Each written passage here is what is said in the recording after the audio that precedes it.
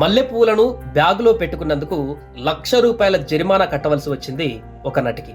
మలయాళ నటి నవ్య నాయర్కు ఎదురైనటువంటి ఘటన ఇది. తను ఆస్ట్రేలియా మెల్బోర్న్ కి వెళ్ళడం జరిగింది. ఒక ఈవెంట్ నిమిత్తం అక్కడికి వెళ్ళింది. ఈ సందర్భంగా ఫ్లైట్ లో వెళ్ళిన తర్వాత మెల్బోర్న్ లో అక్కడ ఎయిర్పోర్ట్ లో దిగిన తర్వాత ఎయిర్పోర్ట్ లో కస్టమ్స్ అధికారులు చెకింగ్ చేసిన సందర్భంలో తన బ్యాగ్ లో మల్లెపూలు కనిపించాయి, చాలా తక్కువనే.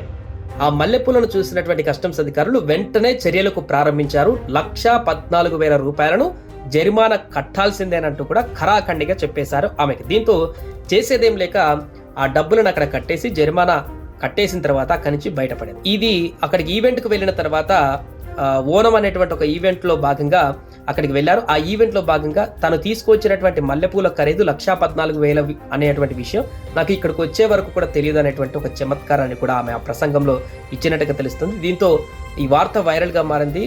ప్రపంచంలో ఉన్నటువంటి అన్ని విమానాశ్రయాలలో మెల్బోర్న్ చాలా కఠినమైనటువంటి నిబంధనలతో ఉండేటువంటి విమానాశ్రయం. బయోసెక్యూరిటీ చట్టాలు ఉన్నటువంటి విమానాశ్రయాల్లో నెంబర్ 1 గా ఉంటుంది మెల్బోర్న్.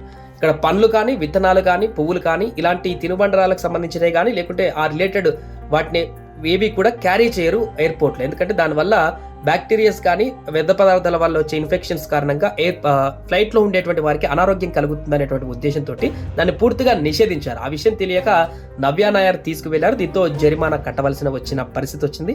ప్రస్తుతం ఈ యొక్క వార్త వైరల్ గా మారింది.